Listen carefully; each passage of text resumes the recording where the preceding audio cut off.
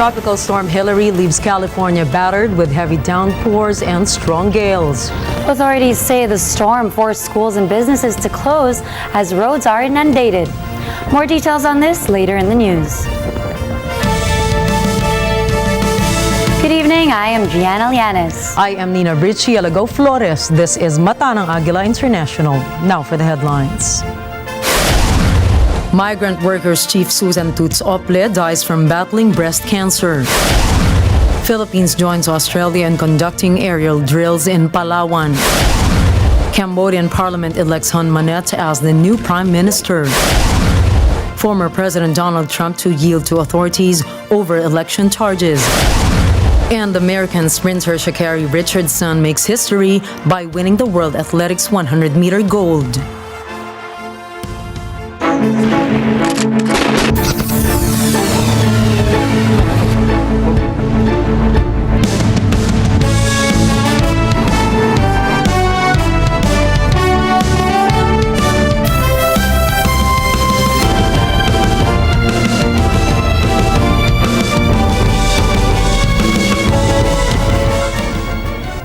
Department of Migrant Workers Chief Susan Toots Ople has passed away at the age of 62. DMW announced her death early this day. The agency previously said that the DMW chief was on a much-needed wellness break to attend to herself and spend time with her family. This comes after the sudden death of her siblings from lung cancer. Report says that the late DMW chief has been battling breast cancer. According to a report from United Kingdom-based Pantheon Macroeconomics, the Philippines' GDP may contract again, potentially leading to a modest technical recession. This development could lower the projected GDP growth for 2023 to 4.5%, down from the 7.6% achieved in 2022. However, Finance Secretary Benjamin Diokno remains optimistic about achieving the GDP growth target of 6 to 7% for this year. Diokno points out that the monetary policy tightening initiated in May 2022 will play a positive role. The resulting lower inflation rate is expected to bolster private spending. Diokno additionally pledges to increase state spending in line with the circumstances. Senator Grace Poe is urging the Department of Transportation to promptly disburse the 3 billion peso subsidy intended for public utility vehicles, particularly as fuel prices continue to climb for the 7th consecutive week. Poe emphasizes that the government's allocated budget for 2023 already includes the earmarked 3 billion pesos for situations like the current fuel price surge. However, even as 2023 is coming to a close, these funds have remained unused. Poe is appealing to the Department of Finance to temporarily suspend the imposition of excise taxes on fuel products until the prices stabilize.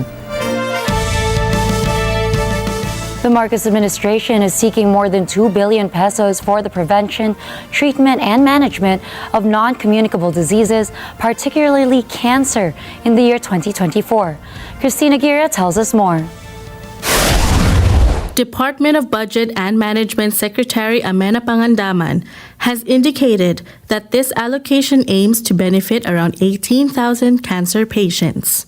A total of 1.024 billion pesos has been set aside for essential medications such as trastuzumab, docetaxel, and paclitaxel. An additional 682.71 million pesos will be allocated for medications like sodium valproate and haloperidol to cater to approximately 120,000 mental health patients nationwide. Pangandaman further explains that an extra 1 billion pesos will be designated to the Cancer Assistance Fund. This fund will cover medical expenses for about 6,000 cancer patients across 31 cancer control access sites throughout the country. Christina Gira for Mata ng Agila International. Trusted, connected, on point. The Department of Labor and Employment is providing safety training in workplaces. The agency's Occupational Safety and Health Center, or OSHC, will spearhead the said training. OSHC notes that the most common violation seen in businesses and office establishments is a lack of safety personnel. According to OSHC, they are committed to training and honing 50,000 safety officers for micro establishments this year. It adds that DOLE will provide the training for free. The Philippine Red Cross is also expected to help by giving first aid training to the safety officers. Pag-asa reports that the water levels of Angat Dam and several dams are dropping again. Vin Pascua reports. Pag-asa hydrologists say that Angat Dam's water level fell to its minimum operating level of 182.48 meters. They add that Angat's current reservoir water level lies at 11.88 meters below its normal high water level of 210 to 212 meters. Pag-asa hopes for more rain to come as it will replenish all the major dams ahead of preparations for El Niño phenomenon's strong impact. Meanwhile, water levels of other dams such as Ipo in Norzagaray also dropped by 0.65 meters, while La Mesa Dam in Quezon City fell by 0.02 meters. The water level of the Ambuklao Dam in Benguet was lowered by 0.46 meters, while Caliraya Dam in Laguna was also reduced by 0.25 meters. On one hand, some major dams' water levels have increased a little, like Pantabangan Dam in Nueva Ecija, which rose by 0.07 meters, Binga Dam in Benguet, which rose by 0.39 meters, as well as to San Roque Dam and Magat Dam, which jumped by 0.39 meters and 0.94 meters respectively. Pag-asa's hydrologist notes that the country needs more enhanced southwest monsoons that can help replenish the country's major dams. This is to anticipate the dry spell and drought that will likely take place by December till the first quarter of 2024 in many areas of the country. Vin Pascua reporting for Mata ng Agila International. Trusted, connected, on point. Foreign Affairs Chief Enrique Manalo says that the Philippines has adopted measures to combat terrorism and radicalization. Madeline Villar Moratillo reports. The Philippines joined the global community in celebrating the International Day of Remembrance and Tribute to the Victims of Terrorism yesterday. Foreign Affairs Chief Enrique Manalo says in a statement that the country recognizes that warranting peace and security is vital as a basis of sustainable development. He notes that the Philippine government is committed to empowering victims of terrorism, including their families and communities. The diplomat adds that the current administration pursues an inclusive, transparent, people-centered, and human rights-based peace and security policy through the Philippine Development Plan 2023-2028. Madeline Villar Moratillo reporting for Mata ng Agila International. Trusted, connected, on point. The Philippines and the United States launched their energy policy dialogue to further advance Washington and Manila's commitments to their cooperation on energy security. This is previously agreed upon during U.S. Vice President Kamala Harris's visit to the Philippines in November 2022. The two nations reaffirmed the importance of nuclear energy as a vital contributor to energy security. Delegations from the U.S. and the Philippines review the progress of current energy projects in the Philippines, as well as those for future cooperation and technical support. The Chief of the Armed Forces of the Philippines, General Romeo Bronner Jr., has stated that the Marcos administration aims to refurbish the BRP Sierra Madre instead of replacing it. The Philippines has faced repeated opposition from China in its efforts to transport construction materials to the BRP Sierra Madre. The vessel, a landing ship tank, was intentionally grounded at 2nd Thomas Shoal to function as a military outpost for monitoring the West Philippine Sea. Bronner emphasizes that, in accordance with international law, the Philippines should be entitled to repair the ship. This assertion is grounded in China's violation of an agreement to refrain from developing islands in the West Philippine Sea. The Armed Forces of the Philippines and the Australian Defence Force have jointly conducted an air assault exercise in Palawan, marking a significant step in the exercise Alon training program. This exercise encompassed intricate air, land, and sea combat scenarios. A helicopter assault force was dispatched from the Australian vessel HMAS Canberra to secure a local airfield, showcasing a high level of coordination. Currently, the forces are departing from the airfield and returning to the HMAS Canberra. A total of 175 troops from 3 countries, including the Philippines, the US, and Australia, are actively participating in this exercise.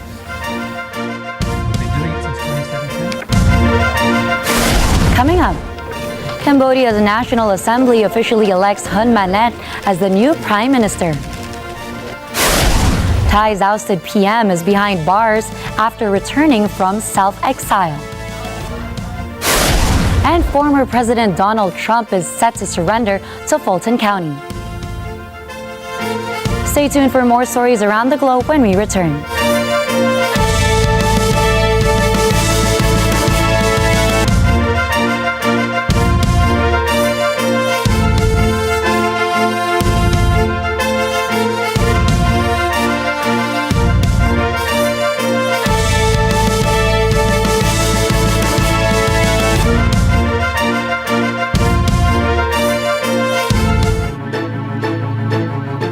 Hello, Kanet 25! Sa darating na August 30 po, iniimbitahan namin kayo na panoorin ang Monday first screening kasi palabas na po ito sa 100 cinemas sa buong bansa.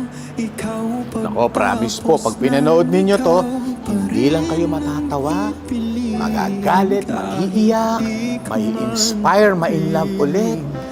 Mas marami, it's a roller coaster ride of emotions. So sana po suportahan ninyo itong pelikulang ito, ang pelikulang Pilipino. Sana po panoorin ninyo and see you sa Monday First Screening. Tukso habang tinatanaw ang daan ko patungo sa'yo.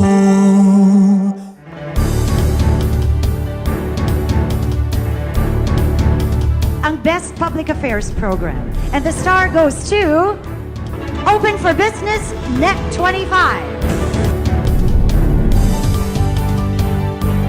It is a signal to the world that we are open for business. Open for Business with Cesar Vallejos. Every Sunday, 9 p.m.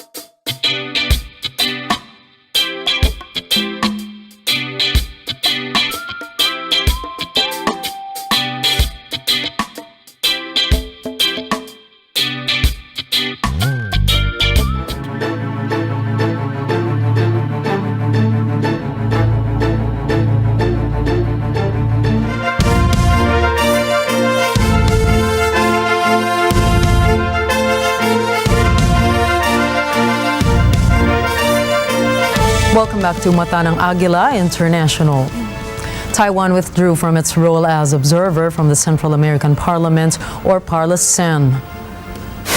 On Monday, PARLACEN, a regional body with 6 member states, passed a proposal by Nicaragua to remove Taiwan as a permanent observer and replace it with China. Taiwan's foreign ministry calls out China, whom it says was the mastermind for the island's removal from PARLACEN. 尼加拉瓜奥德加独裁政权自甘沦为中国马前卒，错误引用联大第2758号决议，以及操弄所谓的一中原则，不顾区域民主发展以及当地人民福祉，谋夺我国在中美洲议会的权益，凸显中国处心积虑破坏中美洲民主以及在区域扩张的野心，很明显是中国背后的唆使与主导。 The decision made by the regional body marks Taiwan's latest diplomatic setback after Honduras severed official relations in favor of China in March. According to Taiwan's foreign ministry, the ouster vote introduced by knowing Beijing ally Nicaragua was said to undermine democracy in the region. They added that this is proof of China's expansion of authoritarianism in Latin America. 中国和尼加拉瓜都是恶名昭彰的集权国家。从国际机构的各项民主指标评比调查来看，都是民主的末段班。昨天中美洲议会的发展是威权国家在中美洲地区扩张的证明，不仅对台湾，更对全球的民主阵营都是袭击。我们对中美洲议会未来的运作高度忧心。Taiwan Foreign Ministry spokesperson Jeff Liu later stated that their removal from PARLACEN will not affect Taiwan's participation in two other regional organizations, namely the Central American Bank for Economic Integration and the Central American Integration System. As of these events, Guatemala is the only member that still recognizes Taiwan within PARLACEN. Cambodia's National Assembly has officially elected the eldest son of outgoing Premier Hun Sen to be the country's new prime minister. Hun Manet, the four-star general in Cambodia's military, was elected by all 123 members of Cambodia's lower house of parliament. Hun Sen announced that his son would replace him as prime minister shortly after claiming victory for his party in the national elections last month that excluded any electoral competition. Though the political veteran is not moving far from a position of power, stating that he will become president of the Senate and continue to serve in other positions for at least another decade. After 15 years in self-imposed exile, ousted Thailand Prime Minister Thaksin Shinawatra was immediately brought to prison upon his return. A convoy of vehicles believed to be carrying the controversial ex-leader arrives at Klong Prem Central Prison in Bangkok.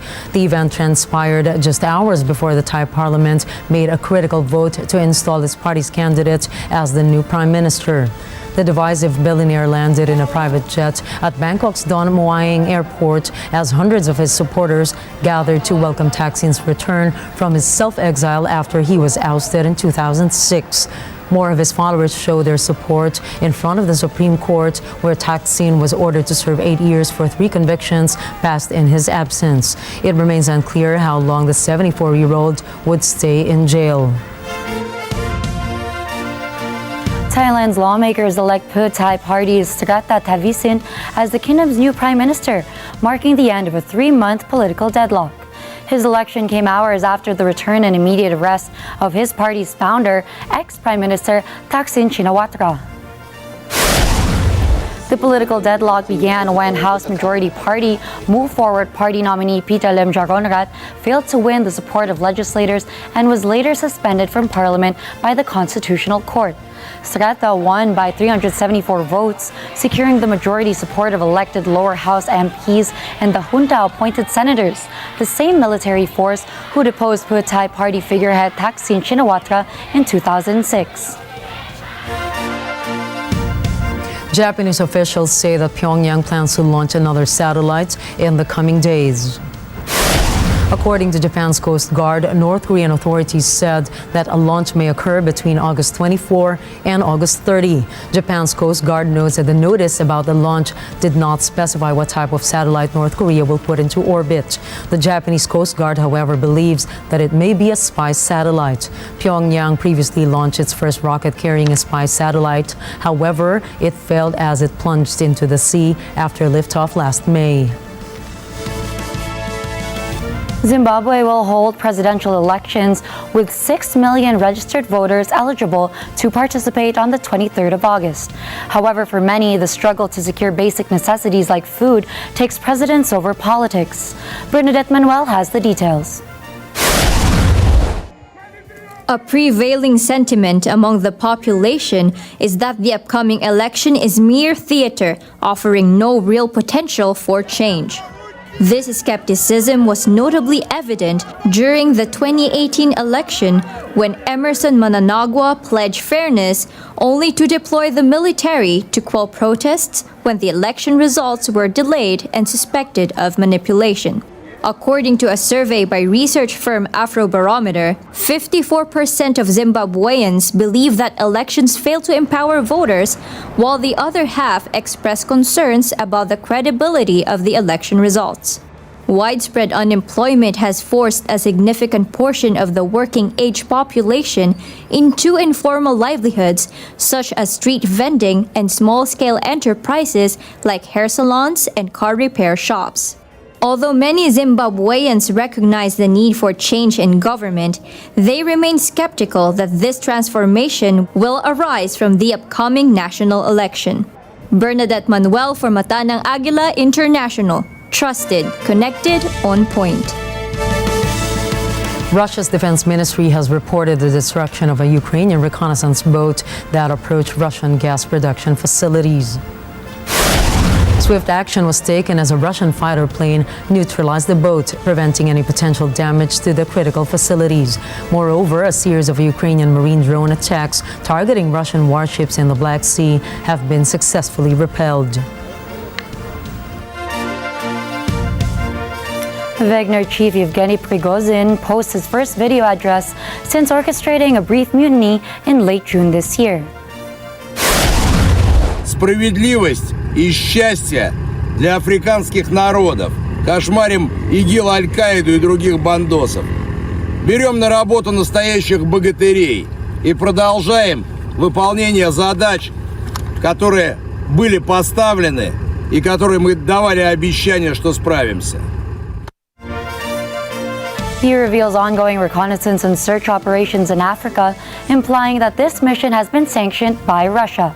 Alongside the video footage, a contact number is provided for individuals interested in joining the ranks of the mercenary group. He emphasizes that the Wagner Group is ready to further increase its presence in Africa. Greece has announced its intent to take part in the training of Ukrainian Air Force pilots to fly F-16 fighter jets. Сьогодні ми маємо важливий результат для авіаційної коаліції. Греція візьме участь в тренуванні наших пілотів на F-16. The offer by Greece to train fighter pilots comes after Denmark and the Netherlands announced they would supply the first United States-built F-16 warplanes to the Ukrainian Air Force. The Greek Air Force consists mostly of F-16 jets, and Greek pilots are considered extremely experienced in the use of the U.S.-built warplanes. Training is to begin this month, and the first Ukrainian F-16 pilots are expected to complete training by early 2024. Zelensky's Greek holiday included a European tour with earlier stops in Sweden, the Netherlands, and Denmark. The Dutch Air Force has 42 F-16s, and Rutte said the number of fighter jets to be sent to Kyiv would be finalized after talks with Ukraine's allies. Russia has long warned that the provision of F-16s to Kyiv would be a colossal risk that could escalate its war in Ukraine. President Recep Tayyip Erdogan of Turkey is blaming United Nations peacekeepers for escalating tensions in the region. Jeff Sanidad has the details. President Recep Tayyip Erdogan accuses the United Nations force of illegally moving to Turkish Cypriot territory to halt the construction of the road in the buffer zone separating the divided East Mediterranean island. Erdogan says the peacekeeping force has compromised its impartiality and further damaged its already damaged reputation. He says this behavior has again escalated the tension in the region. The move, he says, is destabilizing. Erdogan says Turkey will not consent to any imposition and lawlessness on the island, especially in the buffer zone. The United Nations accused Turkish Cypriot forces Monday of assaulting peacekeepers attempting to block road construction in the divided island's buffer zone. The United Nations said 4 peacekeepers were injured and its vehicles were also damaged as they tried to block the unauthorized construction work near Pila. Jeff Sanidad for Mata ng Agila International. Trusted, connected, on point. U.S. President Joe Biden has taken a first-hand look at the devastation in Lahaina, Maui. Biden and First Lady Jill Biden arrived in Hawaii Monday afternoon and met with survivors of the deadly fire. Thomas I. Likeness has more. Hawaii Governor Josh Green met the president and his wife as they disembarked Air Force One at Kahului Airport. From there, they boarded a helicopter for an aerial look at the damage. Back on the ground, they traveled to Lahaina, where Biden, Green, and their wives surveyed the destruction. And Jill and I have what's left, walked Front Street, what's left of it. We've surveyed the damage from the air as well. The devastation is overwhelming. Biden met with first responders and other workers in Lahaina. He also had some thoughts on how the historic town should be rebuilt. We will be respectful of the sacred grounds and the traditions that rebuild the way the people of Maui want to build, not the way others want to build. We're going to rebuild the way the people of Maui want to build. The president told survivors the federal government will do everything possible for as long as it takes to help Maui recover from the fire. Not everyone, though, was happy to see the president. Although many people waved as his motorcade wound its way through the streets, others held signs that read, "Listen to the people of Lahaina." There were also calls to send more aid to the island. Just 2 weeks ago, flames ripped through the historic town, killing at least 114 people. About 1,300 people are still missing. Rebuilding is going to be a years-long effort. Thomas I. Likeness from Atanang Agila International. Trusted, connected, on point. Former President Donald Trump says he will surrender to authorities in Georgia to face charges accusing him of illegally scheming to overturn his 2020 election loss. The Fulton County Sheriff's Office said that when Trump surrenders there, will be a hard lockdown of the area surrounding the main county jail. In a court document posted online, his bond amounts for the 13 charges against the former president range from $10,000 for counts including criminal conspiracy and filing false documents and $80,000 for a violation of the Georgia RICO Act, totaling approximately $200,000. The bond document also stated that Trump would not communicate in any way, directly or indirectly, about the facts of this case with any person known to him to be a co-defendant in this case, except through his or her legal counsel. The indictment alleges that rather than abide by Georgia's legal process for election challenges, the defendants engaged in a criminal racketeering enterprise to overturn Georgia's presidential election result.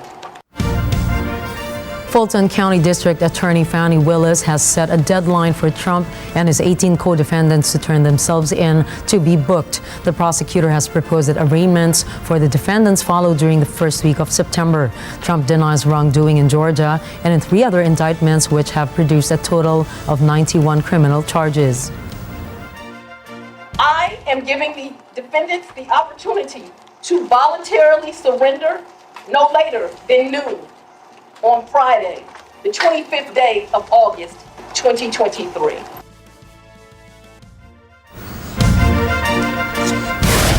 Up next, Somalia bans TikTok and other online platforms. Cyprus rescues Syrian migrants. And a new heat wave looms over Italy. Please don't go away. Mata ng Agila International will be back after a short break.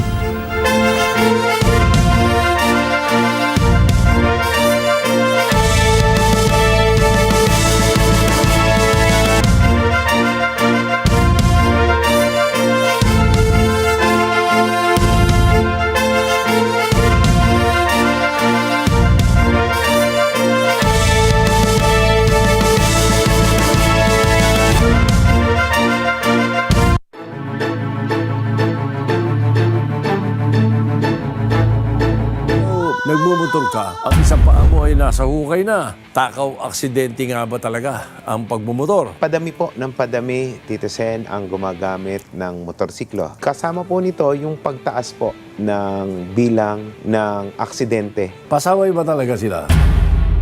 Yung aksidente ay kaya daw ho naman maiwasan.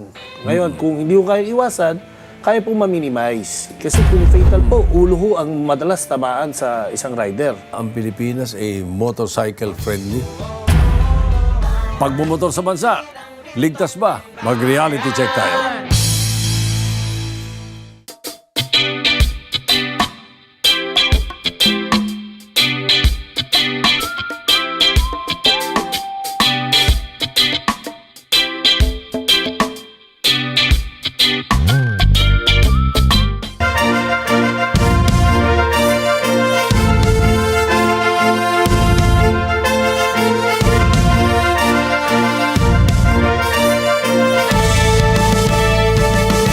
Tropical storm Hillary has unleashed its fury on Southern California, dropping a record amount of rainfall on the region. The storm prompted the closure of schools and businesses as many roads have been washed out. Tristan J. Diaz tells us more. Tropical storm Hillary has weakened and is headed to the states of Nevada and Oregon. In its wake, Hillary washed out roads, stranding some motorists. As a precaution, school boards in several cities delayed the start of the school year for a day. Palm Springs experienced intense flooding, and police reported the 911 emergency line had been knocked out. In San Diego, people filled sandbags to prepare for flooding. Lifeguards are warning people to stay out of the sea.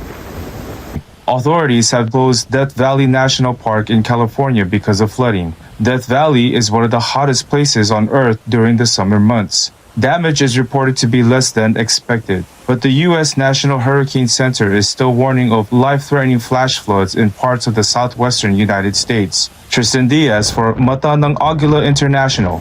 Trusted, connected, on point.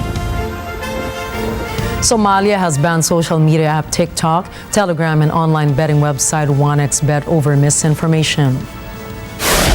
The Minister of Communication, Jama Hassan Khalif, has ordered internet service providers to comply until August 24. He added that the internet company's application must bar the channels which terrorists and immoral groups use to spread obscene content or propaganda. Members of the armed group Al-Shabaab had posted actively within their activities on TikTok and Telegram. Meanwhile, Somali President Hassan Sheikh Mohamud came with the order after the military offensive against Shabaab aims to eliminate the Al-Qaeda-linked groups in the next 5 months. TikTok has declined to comment on the order of ban, while Telegram said that they consistently remove harmful content on its platform. Some TikTok users in Somalia oppose the ban, as these platforms provide source of income for the said content creators. North Korea shows signs of easing travel restrictions as it conducts its first international commercial flight since the inception of the COVID-19 pandemic. The flight operated by Air Koryo journeyed from Pyongyang and touched down in Beijing, marking the airline's first venture beyond the country since the early months of 2020. China's foreign ministry confirmed that the state carrier has received authorization to recommence flights within the country. Furthermore, reports suggest that Air Koryo is set to add flights to Russia's Vladivostok to its schedule later this week. Cyprus police reports that they have rescued 115 Syrian migrants over the last 3 days. The breakdown started on Saturday, where police intercepted a small boat with 11 migrants aboard some 6 miles off Cyprus's southeastern tip. On Sunday, police intercepted another boat with 57 men, 6 women, and 23 children aboard, where 4 men were detained and faced charges of facilitating the illegal entry of migrants. The latest rescue comes on Monday after police rescued 18 Syrian migrants on some 3.5 miles off the Mediterranean island nation's southeastern coast. Cyprus had noted an increase in seaborne arrivals of Syrian migrants in recent months, where asylum applications have dropped significantly as a result of government actions to deter such arrivals. To discourage more migrant arrivals, the Cypriot government decided to exclude migrants who arrived after January 1st of this year from eligibility for relocation to another EU country. Egyptian activist Ahmed Douma, who has spent the past decade behind bars, has been freed over the weekend following a presidential pardon. Douma was a leading activist in the 2011 uprising that toppled longtime President Hosni Mubarak. He was arrested in the sweeping crackdown that followed the Army's 2013 ouster of Mohamed Morsi. Douma was originally sentenced to 25 years in prison in 2015 for clashing with security forces, but this was cut to 15 years in 2019. Later that year, Egypt's top appeals court upheld the reduced sentence, as well as a fine of 6 million Egyptian pounds, roughly $372,000. In 2021, Douma published a collection of poems entitled Curly, written while he was held in solitary confinement. The collection was displayed at that year's Cairo International Book Fair before being quickly pulled for security reasons. Pakistani authorities have conducted overnight arrests in Islamabad, apprehending a prominent human rights lawyer and a former lawmaker. Iman Mazari Hazir, a well-known rights activist and lawyer recognized for her vocal criticism of the country's military, reported that individuals in plain clothes and masks breached her house's gate and damaged security cameras during the arrest. Mazari's mother, a former human rights minister in Pakistan, has expressed concern that the arresting security officials did not adhere to proper arrest warrants or legal protocols. Concurrently, Ali Wazir, a former lawmaker and fellow human rights activist, was also taken into custody. Local law enforcement has indicated that both Wazir and Mazari are wanted for investigation and will face trial in court. Ohio teen Mackenzie Shirilla Monday received 2 life sentences for a double murder in a 2022 car crash. Catherine Ortula has the details. Mackenzie Shirilla, 19, of Strongsville, Ohio, was found guilty on August 14 for a total of 12 charges against her. 4 counts of murder, 4 counts of felonious assault, 2 counts of aggravated vehicular homicide, 1 count of drug possession, and 1 count of possessing criminal tools. Shirilla will serve a minimum of 15 years in prison for the 2 concurrent life sentences. Prosecutors proved Shirilla intentionally caused the high-speed car crash in July 2022 at a dead-end street in a business park, purposefully slamming into a brick wall, which killed her boyfriend, 20-year-old Dominic Russo, and their friend, 19-year-old Davian Flanagan. Surveillance video also showed her circling the area multiple times before the incident, as if to rehearse for the event to come. Crystallizes the deadly decision-making of the defendant. She morphs from a responsible driver to literal hell on wheels as she makes her way down the street. Mackenzie alone made the decision to drive her car, to drive an obscure route, a route she visited a few days before, and a route not routinely taken by her. Mackenzie alone chose the time to make the drive, early in the morning, when any reasonable person would expect that few people would be nearby to witness it or offer life-saving assistance. She made these decisions despite knowing, as any reasonable person would, that her mission of death could have involved others, not even in the car with her, other people, other cars, pedestrians. She had a mission, and she executed it with precision. The mission was death. Shirilla was 17 at the time of the crash.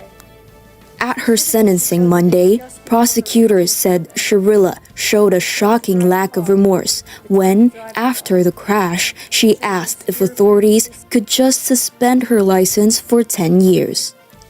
According to Judge Nancy Margaret Russo, no relation to the victim, Judge Nancy Margaret Russo's statement reads, "The totality of the evidence clearly demonstrates that Mackenzie Shirilla acted intentionally, that it was not reckless driving but murder, and that she had a mission and she executed it with precision." Catherine Ortula for Mata ng Agila International, trusted, connected, on point. A British nurse convicted of murdering 7 babies has been sentenced to life in prison. 33-year-old Lucy Letby had also been accused of attempting to kill 6 others in her care. Ken Cruz tells us more.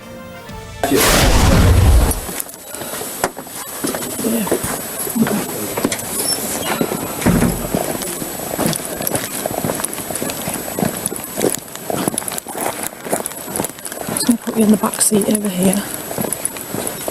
Hold on, man. Yes. Get the seat up. Okay, just take a seat in there for me, Lucy. I'll move that seat forward a bit. Sure. Yeah, I just had knee surgery. So. Oh, right, okay.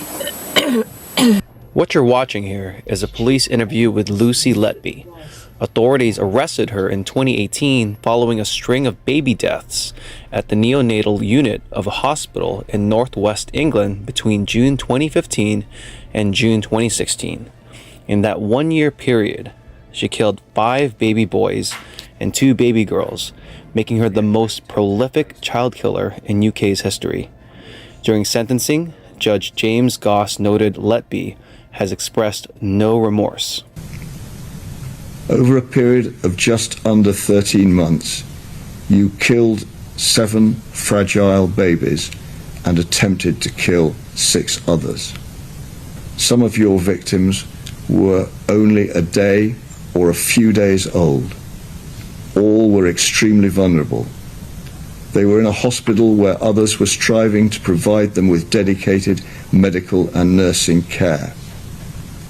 By their nature and number, such murders and attempted murders by a neonatal nurse entrusted to care for them are offences of very exceptional seriousness. Letby killed the infants by overfeeding them with milk, injecting them with air, and poisoning them with insulin. Ken Cruz for Mata ng Agila International. Trusted, connected, on point. Described as unlivable, Italy is enduring a new heat wave as Milan bakes at 35 degrees Celsius or 95 degrees Fahrenheit. Rose Papa Angeles reports. With temperatures reaching 35 degrees in Milan, locals and tourists turn to using umbrellas as parasols and splashing themselves in public fountains. This to protect themselves from the latest heat wave to hit the country. Residents say the heat is unlivable. Most of them wait for the cooler hours to do anything outside their apartments. The heat is preventing them from doing the simplest things and from living their everyday lives. Soaring temperatures, they say, slow everything down. For tourists, adapting to the heat for a few days is the only way to not spoil their vacation. Rose Papa Angeles from Mata ng Agila International, trusted, connected, on point.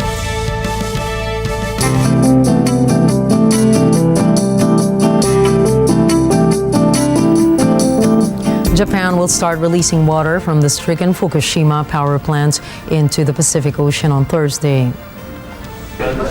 According to Prime Minister Fumio Kishida, the gradual discharge of the more than 500 Olympic swimming pools worth of water is safe. The Fukushima nuclear power station was knocked out by a massive earthquake and tsunami in 2011, sending 3 of its reactors into meltdown. Operator TEPCO has collected 1.34 million tons of water used to cool what remains of the still highly radioactive reactors mixed with groundwater and rain that has seeped in. The water will be then diluted and filtered before release to remove all radioactive substances except tritium, levels of which are far below dangerous levels. A nuclear expert, however, said the level of tritium was well below WHO drinking water limits. With a said move, China has already partially halted Japanese food shipments and sharply criticized the announcement, while Hong Kong said it would ban the import of aquatic products from 10 Japanese regions. Meanwhile, Ecuadorians have voted to stop an oil drilling project in an Amazon reserve. The referendum took place alongside a first-round presidential election held under heavy security, where almost 59% of voters chose to halt the exploitation of an oil block in Yasuni National Park. Voters also chose to ban mining in parts of the Chaco Andes forest in a second referendum. Drilling in Yasuni began in 2016 after years of debate and failed efforts by then-President Rafael Correa to persuade the international community to pay Ecuador $3.6 billion not to drill there. After years of demands for a referendum, the country's highest court authorized the vote in May to decide the fate of Block 43, which contributes 12% of barrels of oil per day produced by Ecuador. Several much older blocks exist in the north of Yasuni, but they are almost depleted. The block is situated in a reserve that stretches over 1 million hectares and is home to 3 of the world's last uncontacted indigenous populations and a bounty of plant and animal species. Y es que votar sí al Yasuní es haber apostado por el cuidado y la defensa de la vida, de la naturaleza, de los pueblos indígenas, de los y las defensores de la selva, la tierra, el agua, los páramos, el aire. Hoy ha triunfado el anhelo del pueblo ecuatoriano por un país más justo y solidario. Hoy ha triunfado el deseo de cambiarlo todo. Nos disponemos con frontalidad la lucha contra el cambio climático, que se sostiene en este modelo económico capitalista, que está arrasando con la vida del planeta y con ello la vida de los seres humanos. Esta chispa que se enciende aquí en el Ecuador nos convoca a unir en una lucha global para defender la vida planetaria. Coming right up, U.S. federal court rules against AI copyright. Sha'carri Richardson breaks a championship record to win gold. And the voice of Mario, Charles Martinet, hangs up his cap. Catch the latest in business, sports, tech, and entertainment. Mata ng Agila International will be back.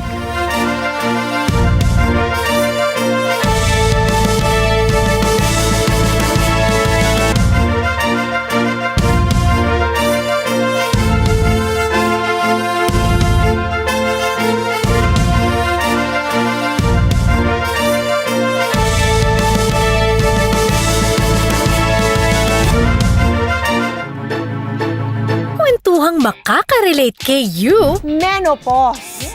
Meron ka bang nararamdaman ng mga signs ng menopause? Menopause really happens. In my case, I had a condition called endometriosis. Miss Corina, ganda po ng hair nyo. Ano pong shampoo nyo? Mapa-senior man kay you. My apos are here. They're here with me and they give me such joy.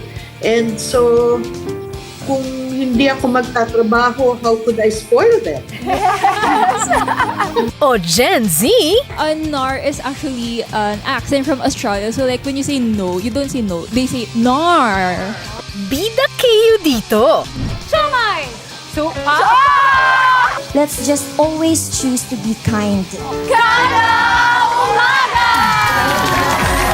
Kaya ugaliin ang tumutok kung saan masaya at maganda ang simula ng araw. 10 a.m. to 12, Lunes hanggang Biyernes, kada umaga.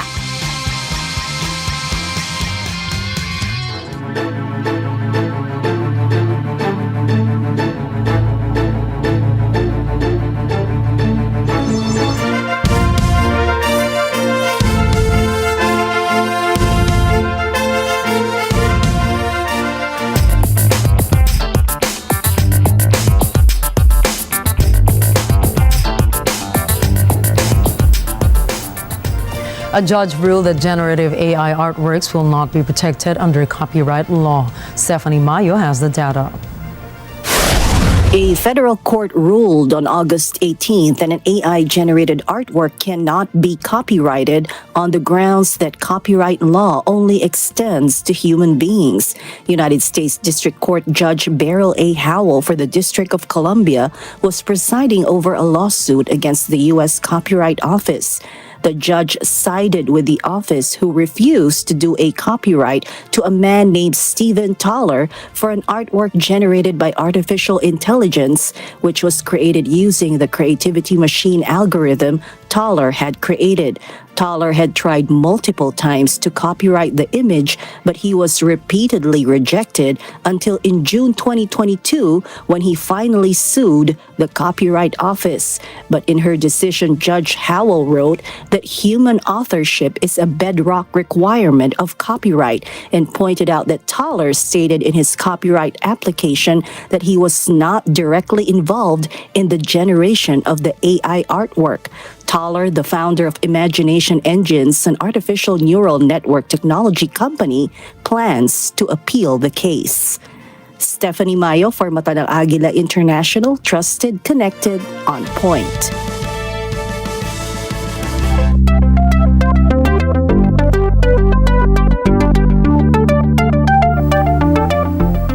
A key step has been completed in India's latest space mission to the moon. The lunar landing module successfully separated from the propulsion module on Thursday. Christian Fragata tells us more. This graphic shows Christian Fragata for Mata ng Agila International, trusted, connected, on point. YouTube has come forward with a music AI incubator in collaboration with Universal Music Group. The Alphabet unit has signed with Universal Music as its first partner for the incubator. This partnership will generate with artists like Anita, Abbas Bjarn, Ulvaeus, and Max Richter. YouTube CEO Neil Mona said the incubator will help to inform YouTube's approach for the most creative artists, songwriters, and producers in the industry of music. He added that this will develop ideas on generative AI experiments and research to bring more board partners. Meanwhile, generative artificial intelligence is capable of generating text, images, sounds, and other data. YouTube stated that they have plans to invest in AI-powered technology, which includes updates for their copyright management tool, Content ID, to protect viewers and creators.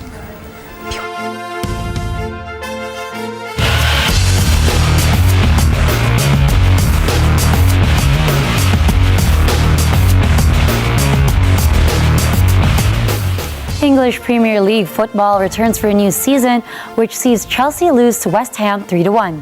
From United Kingdom, Keith Demabuyu has the details. Mauricio Pochettino urged Chelsea to believe in the process after Mikel Antonio's superb strike and Enzo Fernandez's penalty miss condemned the Blues to a 3-1 loss against West Ham on Sunday. After last weekend's 1-1 draw against Liverpool, Pochettino's side wasted a lively performance as they paid the price for sloppy defending and wasteful finishing at the London Stadium. Putting his faith in a largely youthful team is a gamble from Pochettino, whose side's lack of experience was exposed in the 7th minute of the game. Teams like us, we need to get the right balance. I think there are a few actions we didn't manage well, and we conceded, Pochettino said. Dating back to last season, Chelsea have won just 5 times in 31 league matches, while their only victory in their last 14 top-flight games came at Bournemouth in May. Pochettino has been tasked with cleaning up the mess, but despite recent signings of Moises Caicedo and Romeo Lavia taking Chelsea's total spending under owner Todd Bowley to more than £850 million, the squad remains a work in progress. From the United Kingdom, this is Keith Demabuyu from Mata ng Agila International, trusted, connected, on point. Meanwhile, American sprinter Sha'carri Richardson makes history by winning the World Athletics 100-meter gold since Tori Bowie in 2017. This after she showed out on the track in a blazing personal best of 10.65 seconds at the World Athletics Championships in Budapest. Richardson's win was a stunning upset of Jamaican sprinter Shericka Jackson, who finished second. Shelly-Ann Fraser-Price, meanwhile, who finished in 3rd place, also broke Usain Bolt's record to become the most successful Jamaican athlete in the history of the World Outdoor Athletics Championships.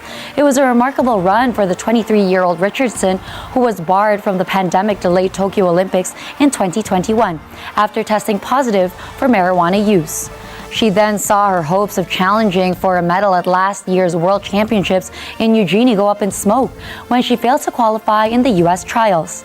Now Richardson promised to keep working and improving, as she also asserted herself as a medal contender at the 2024 Paris Olympics.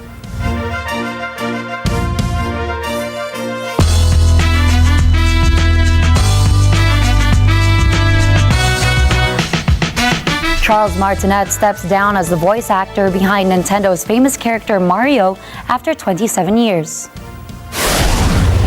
Martinet started as the voice to Super Mario 64 video game protagonist featuring Mario Kart and Mario Party in 1996. Nintendo announced that he would continue to work in the company as a Mario ambassador. They added that it is a big honor to have Charles voicing the character of Mario for so many years. Meanwhile, Hollywood's Chris Pratt has voiced the character of Mario in the Super Mario Bros. Movie this year, while Martinet provided the voice for Giuseppe, Mario's dad, in a heartwarming tribute. Martinet is also behind the voice of other characters in the Mario series, such as Mario's brother Luigi, rivals Wario and Waluigi, and Mario's baby version. The movie made over $1 billion at the box office, and fans must await the Switch release of Super Mario Bros. Wonder and a remake of the Super Mario RPG that is set to release later this year. Buckle up for an adrenaline-fueled ride with the new Gran Turismo movie. The The film is based on the actual events of Jan Mardenborough, a British gamer who played Gran Turismo and won the Nissan GT Academy in 2011, becoming the youngest winner in the process. Early fan screenings in the US have led to tremendously positive responses from moviegoers, with many saying how surprised they were to love the film so much. Adapted from the popular PlayStation video game franchise, the Gran Turismo game put an emphasis on realism, with simulations mirroring real-life performances of licensed vehicles. The star-studded cast includes David Harbour, Orlando Bloom, Archie Madekwe, Darren Barnett, Jerry Halliwell Horner, and Jimon Hansu. Directed by Neil Blomkamp, Gran Turismo will be showing in Philippine cinemas on August 30, 2023.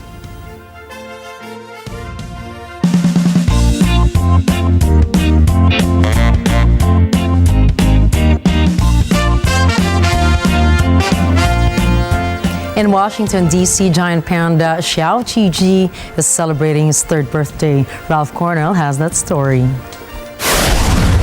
Xiao Qi Ji, a male cub, eats a panda-friendly fruitical cake to celebrate his birthday. He was born 3 years ago on August 21st, 2020 to mother Mei Jiang and father Tian Tian at the Smithsonian's National Zoo in Washington, D.C.